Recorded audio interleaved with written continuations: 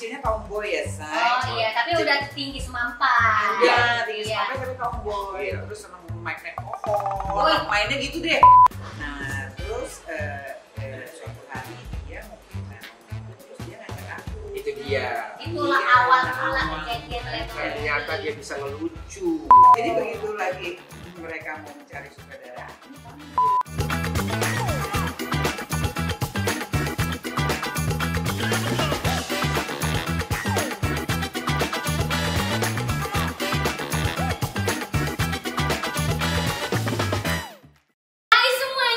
Semuanya hai. Semua ketemu lagi dengan saya Tessa Kauna. Dan saya Tessa Kauni. Bukan dong. Bukan. Kauna. Jupiter Fortissimo. Ya ini keren banget. Siapa lagi kalau bukan? Debbie saja. Bukan cuma pemain, tapi dia adalah pencipta bahasa-bahasa gaul. Betul. Kalian yang nggak tahu tuh atau yang baru tahu tentang bahasa-bahasa apa namanya gaul, iya yang diplesetin yang tadi pendek jadi panjang. Ya. Sampai keluarin buku ya Kak? Iya, kamusnya ya. Sampai keluarin buku. Keluarin Kama Sutra bahasa gaul, Say. Oh, kamus bahasa gaul. Kamus ya. Jangan pikirannya kemana-mana ya. Kamus Kama Sutra bahasa gaul. Kayaknya kita mesti kenalan dulu, mungkin ada yang belum tahu. Betul. Kan, dari awal mulai berkarir di dunia entertain itu di tahun berapa sih Kak? Tahun 80-an. Jadi model. Model. Tuh, gue tahu. Model. Okay. Jadi Eka waktu itu kan Eka kecilnya tomboy ya, Say. Oh iya, tapi udah tinggi semampan. Udah tinggi Iya. semampan tapi tomboy. Iya. Terus seneng naik pohon, mainnya gitu deh. Naik motor kayak gitu tuh. Nah, kali emak Itu di Jakarta? Di Jakarta. Oh. Mamaku kali lihat gini ya, ini anak gue yang paling besar karena aku paling tua. Paling besar ini perempuan tapi gayanya kenapa tomboy gini ya? Gue masukin modeling aja deh gitu. Modeling apa Kak? Modeling Puspita Ramli. Marta Tilaar. Oh, itu udah ada buka. Udah, jadi nama modeling schoolnya Puspita Marta, tapi yang punyanya Marta Tilaar. Jadi aku dimasukin lah gitu tuh, aku kalau nggak salah 13 tahun gitu kali ya. Masuk lah di situ. Berantem dulu loh waktu aku mau diajak. Berantem sama siapa? Sama mamaku. Oh, karena aku nggak mau. Jadi aku nggak mau, males. Nggak harus, mama udah bayar, pokoknya nggak harus masuk. Masuklah. Dengan niat supaya kamu jadi lebih feminin. Lebih feminin, lebih perempuan lah gitu. Iya. Ya udah, akhirnya aku belajar, ketemulah sama Ibu Dewi Motik Pramono. Oh, jadi yang mengajar masih ada itu. Masih ada. Bu Dewi apa kabar? Apa kabar Bu Dewi? Terus Ibu Dewi Motik Pramono mengajar catwalk. Ada juga Ibu Min Uno. Oh. Aku diajar juga sama Min Uno tuh mengajar etiket. Iya. Jadi aku modeling schoolnya kan full lengkap ya. Iya. Ada hairdo, kalau zaman sekarang kan udah tutorial Iya, semua ya. benar, tinggal buka browsing aja. browsing. Kalau dulu kan kita bisa, harus dateng.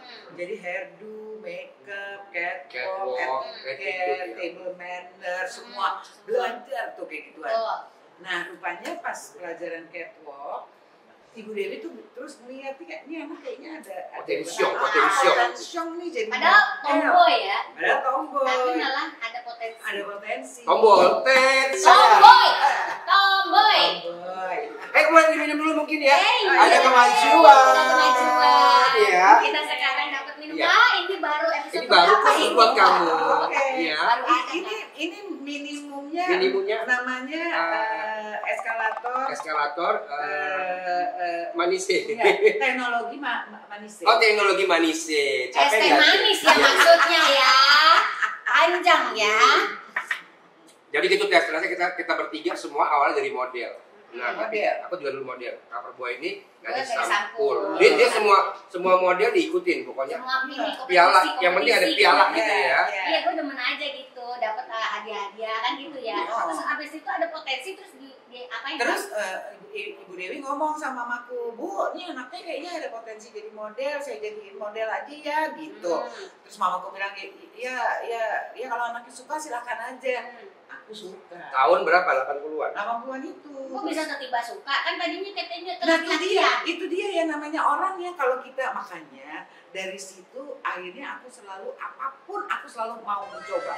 Jadi sampai di Dewi Motek tuh ditawarinnya ke fashion show. Nah zaman aku waktu itu baru mulai itu peragaan busana itu benar-benar topnya acara justru topnya jadi mahal gitu ya. Mewah gitu ya. Mewah.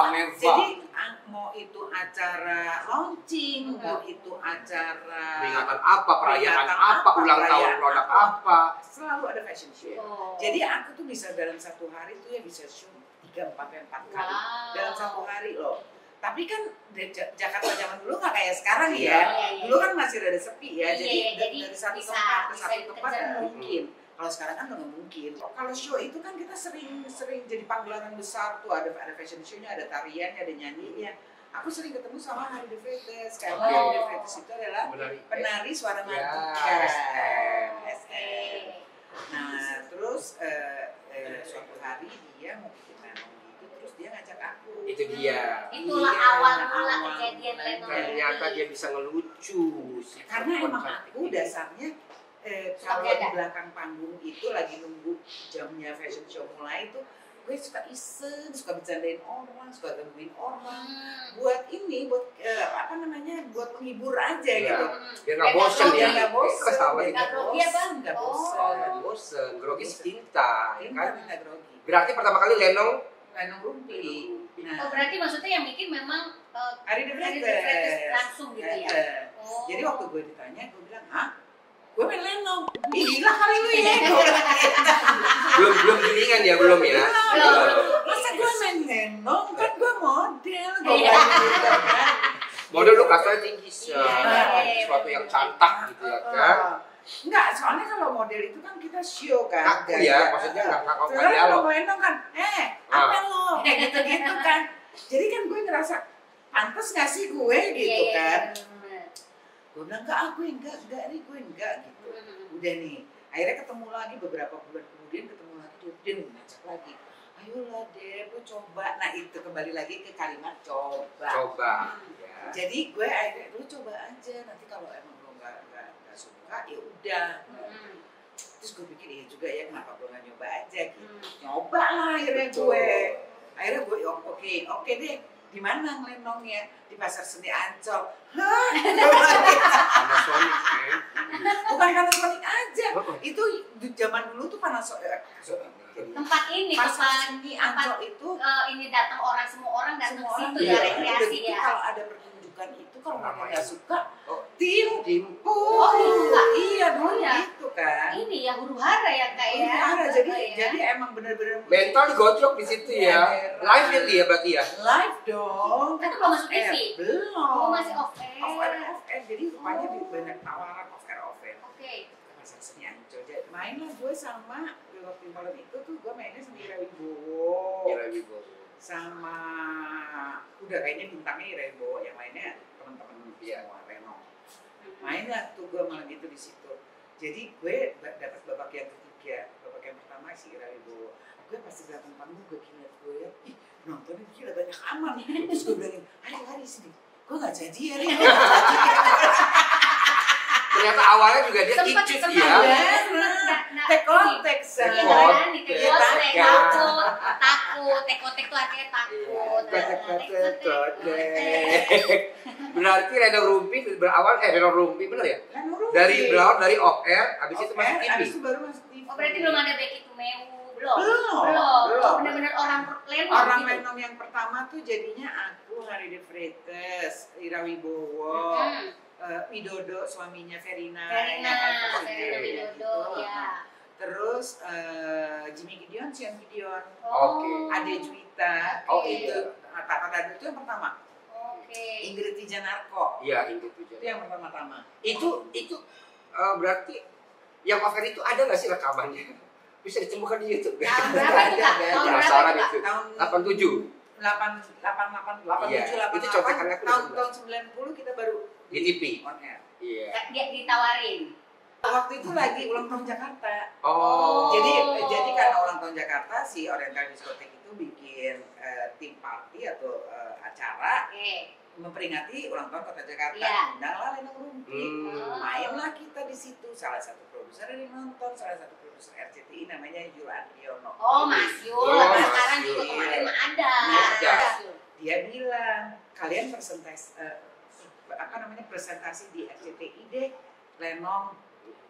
Boleh deh. Akhirnya yang presentasi ke RCTI, aku, Harry de Freitas, Verina Singer, sama Jimmy Gideon. Mainlah kita, ditonton nih sama produser-produser. Itu berarti pakai skrip kan? Gak pakai say. Jadi gimana sih, bercanda aja gitu? Lenong Rumpi itu gak pernah pakai skrip, jadi dia cuma pakai sinopsis. Kayak Sri Mulan. Iya. Sri Mulan. Jadi intisarinya. Kisah ini terjadi misalnya di sebuah salon, pemilik salon si ini, langganannya datang si ini, masalahnya si ini. Habis itu spontanitas. Kembangin sendiri. Spontanitas, iya, oke. Gitu. Spontanitas.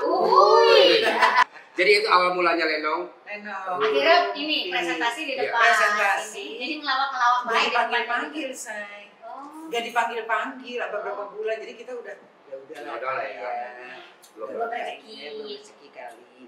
Tiba-tiba dipanggil lagi, terus bilangin sekali lagi dia presentasi. Kita udah malas dong. Apaan sih? Enggak dong. Udah deh, kan off air juga banyak. Tapi kan sehari bilang udahlah kita kan diminta, ya udah kalau emang nggak berhasil ya udah belum rezeki. Ngomong tadi berarti kan diajak sama Harry de Freitas ikut ini kan Lenong Rumpi. Pada saat ikut pas tadinya grogi, pas terjun menikmati dong jadinya. Gue lihat kan dari belakang panggung, aduh gila ya, gue bilang hari-hari gue nggak jadi, gak bisa, udah pokoknya tenang gitu. Aku deg-degan, lu suruh gue fashion show 10 baju, gue jalan, ini nggak gue banget, gak bisa, udah tenang aja, udah nih.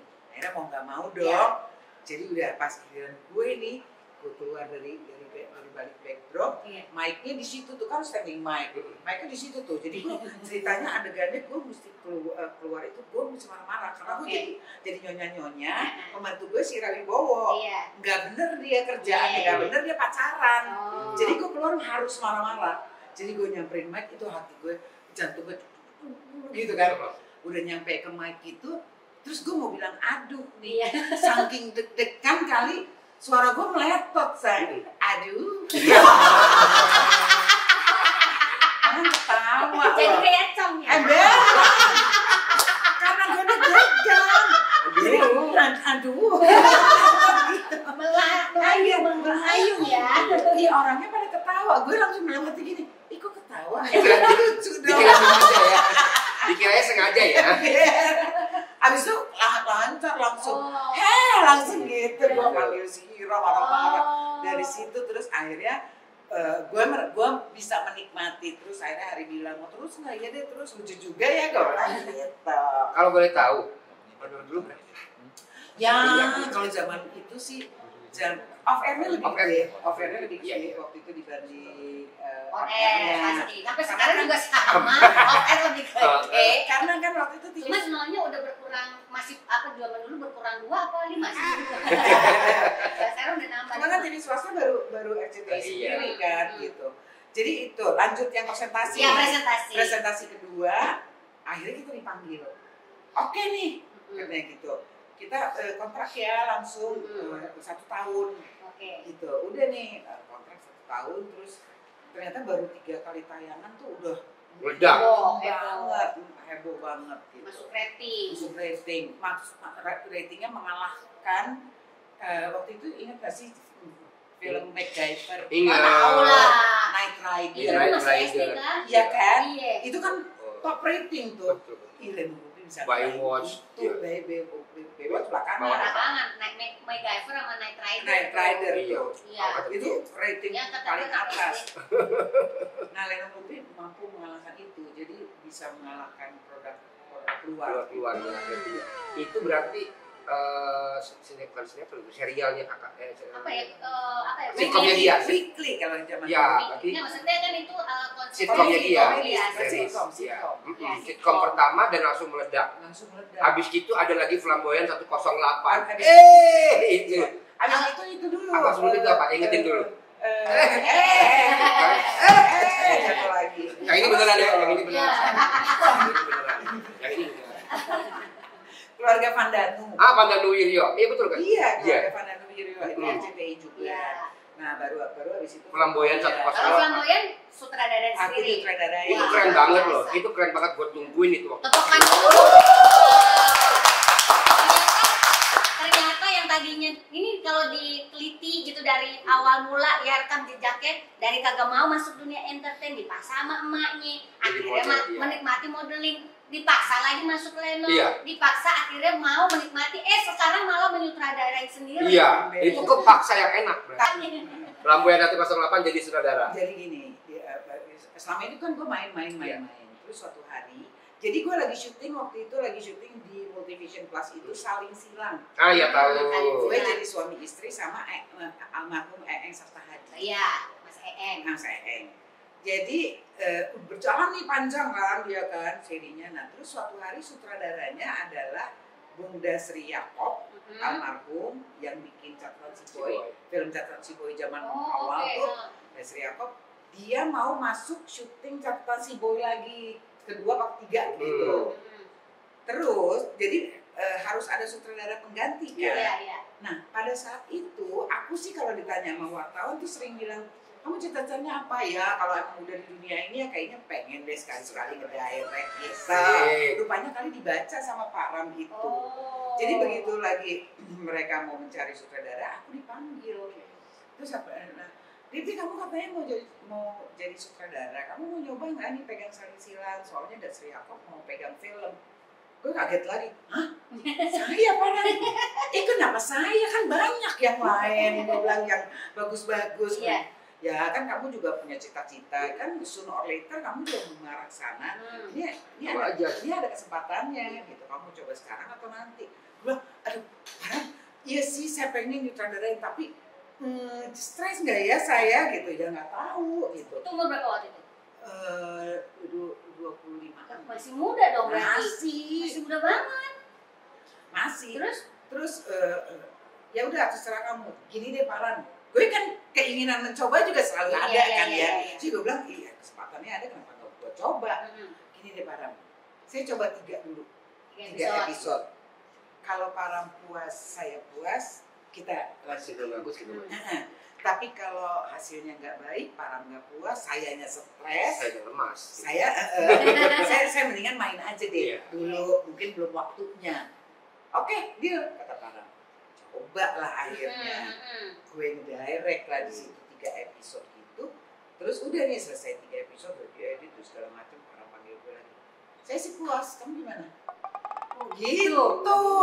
Terus gue bilang, bener nih Pak Ram, saya sih cukup bisa menikmati, gue bilang gitu, nggak stres gitu.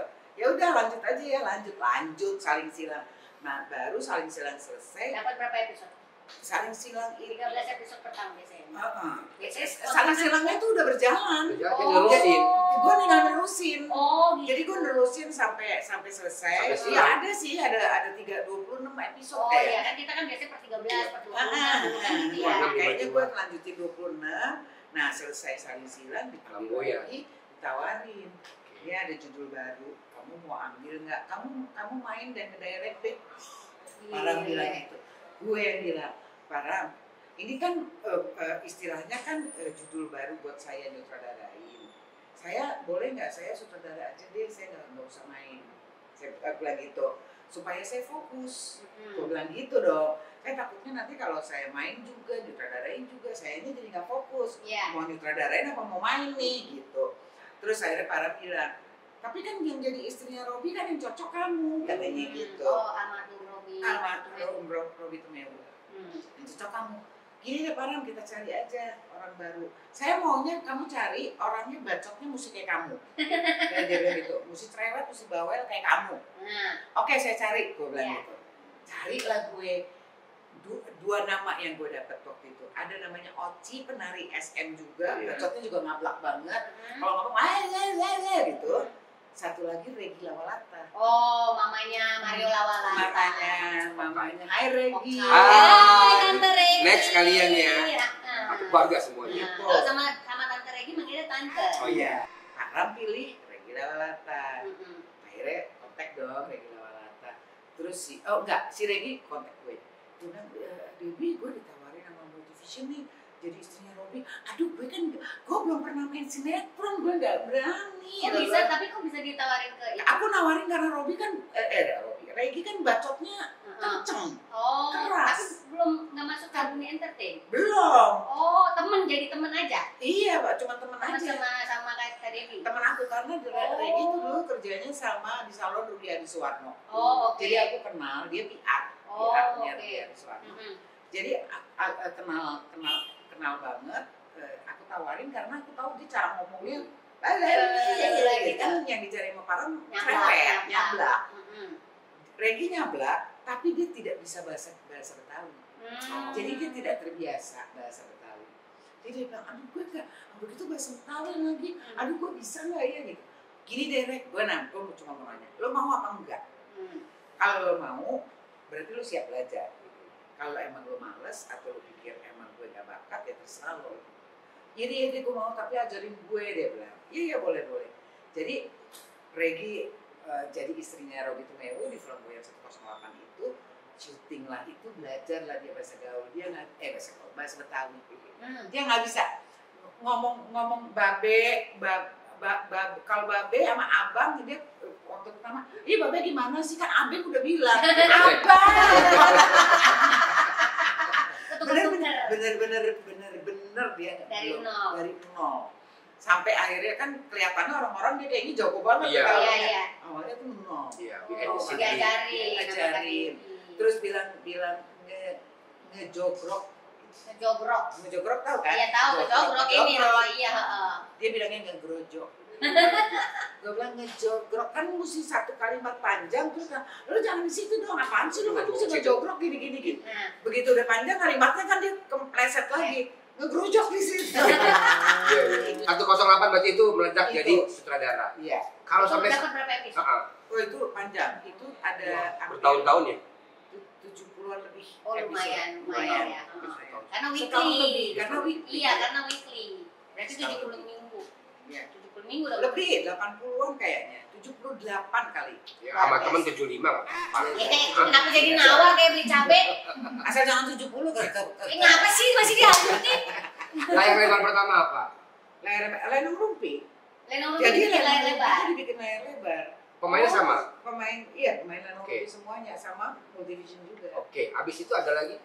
Abis itu film-film yang lain. Lupa deh. Jadul banget. Udah nggak inget. Yang terakhir yang sekarang lagi dimain, yang udah yang terakhir belum tayang. Yang belum tayang. Horor berbau-bau Korea. Judulnya masih diganti-ganti, jadi aku belum bisa bilang, itu belum tayang. Oke. Ada film terakhir itu detektif jaga jarak itu syutingnya pada waktu pandemi. Oh, berarti udah lama. Udah, baru tayang. Baru ditayangin. Oh, gitu. Makanya kan judulnya detektif jaga jarak. Oh, karena zaman dulu harus jaga jarak. Iya. Oh, gitu. Berarti sampai detik ini juga Kak Debbie itu tetap bisa dibilang eksis kan, meskipun pemain masa lalu tapi tetap bisa eksis. Nah, tapi ya kalau belajar dari Kak Debbie ya semuanya itu nggak pernah ada yang instan. Oke, sekarang bahasa gaul kita kupas. Pertama kali emang kenapa Kak Debbie kok bisa ini bergaul, pasti karena bahasanya karena bergaul. Ketemu teman-teman biasanya kebanyakan zaman dulu kan yang congcong gitu. Yang bahasa begitu. Teman-teman salon lah. Terus habis itu Kak Debbie mendalami gitu di situ bagaimana? Jadi gini, Bang, kalau bahasa istilahnya bahasa gaul itu kan banyak macamnya ya. Kalau kita lihat dari flashback dari dulu, dari awal kan sempat ada bahasa prokem, betul, zaman dulu. Mengikuti pergaulan zaman itu di pasar. Keluarlah akhirnya bahasa preman, bahasa prokem. Nah, zaman aku model Pragawati itu ngomongnya pakai in. Iya, ada. Minakinan, minimino. Jadi bahasa Ina rahasia. Sebenarnya kan bahasa gaul itu adalah bahasa rahasia satu komunitas yang akhirnya jadi meluas karena dipelajari banyak orang. Jadi dianggap bahasa gaul. Iya. Nah, akhirnya zaman itu aku ngomongnya masih ina-inu. Jadi kalau mau ngomong rahasia tuh binaginos ya, bagus ya gitu. Tapi kadang waktu dulu, zaman dulu kayaknya denger gitu, apa sih lu ngomong apa sih, kita suka bingung gitu ya. Nah, jadi lama tuh aku pakai bahasa in, terus sampai akhirnya muncul lagi si bahasa gaul ini. Yes. Komunitas cong-cong juga kan yang pakai. Nah, aku kebetulan kan di Lenong Rupi waktu itu sering bergaul sama Tata Dado. Oh, Ade Juwita. Kalau Ade Juwita justru nggak bisa bahasa gaul, Tata Dado yang bisa. Jadi aku sering sekali pakai kalimat-kalimat kata-kata bahasa gaul itu sama si Tata Dado. Mau ngomong rahasia, mau ngomong apa tuh sama Tata Dado. Sampai akhirnya mungkin disukai banyak orang, kan awalnya juga gitu. Disuka apaan sih terus orang pengen belajar, pengen tahu. Supaya nggak diomongin juga, dia ngerti. Dia ngerti kalau lagi digibahin. Soalnya kan emang tujuan kita bahasa itu kan buat gibahin. Iya, benar. Jadi kan kita kadang-kadang ngomongin orang desa-desa, lekmak. Lihat gitu kan. Kita tawaran. Gitu kan. Iya kan? Desa suka ngegetak Nah, artinya apa coba? Desa suka ngegetak. Desa jenis milenial. Dia suka ngegaet laksa laki.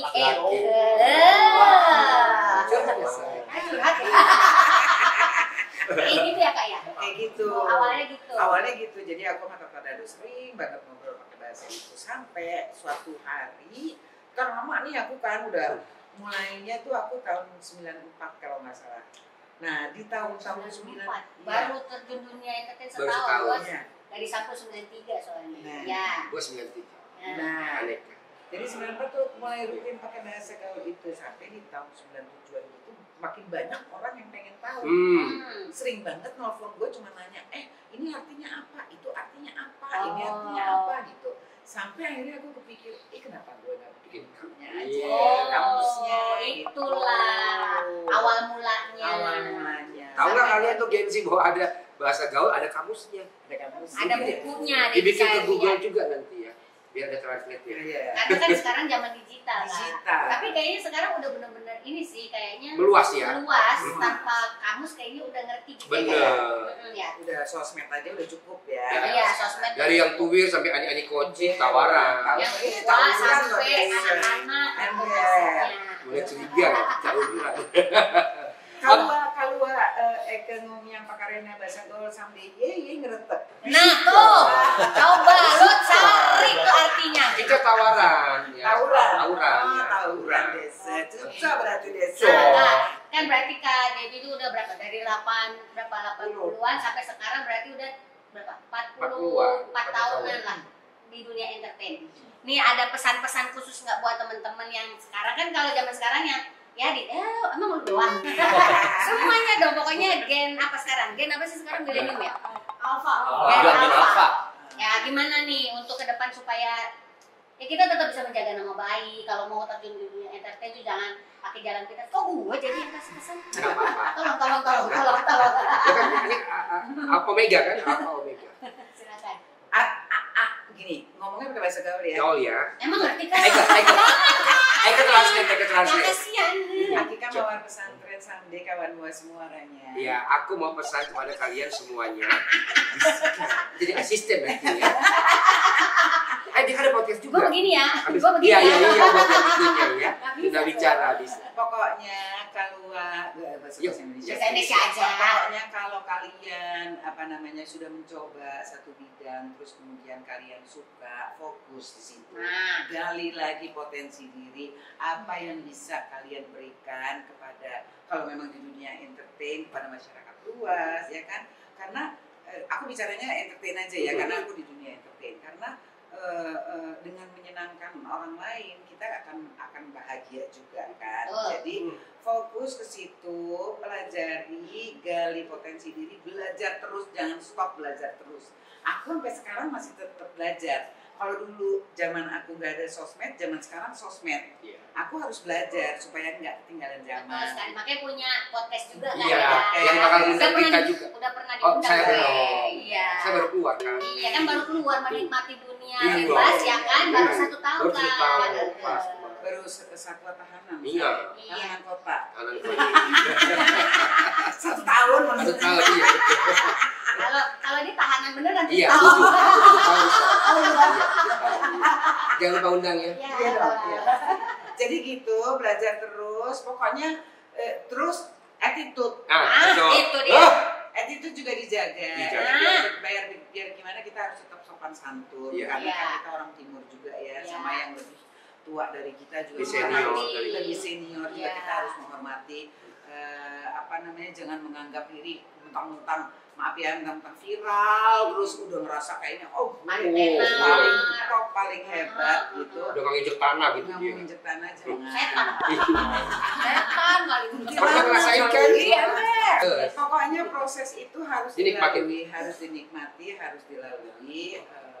Jangan pengen semuanya yang serba instan, karena yang instan itu cepat dapatnya, cepat juga hilangnya. Setuju. Bener kan? Jadi proses itu harus dijalani. Karena kesuksesan itu kalau buat aku adalah kemampuan untuk menikmati hasil dan proses sebagai hal yang sama-sama ngasih.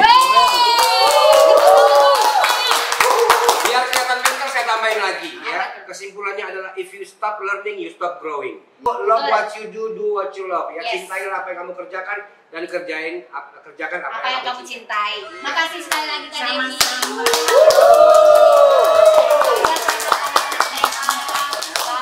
Terus pokoknya kita untuk generasi A sekarang ya, generasi Alpha ya, kita tetap belajar dari para pemain masa lalu. Itulah gunanya podcast ini ada.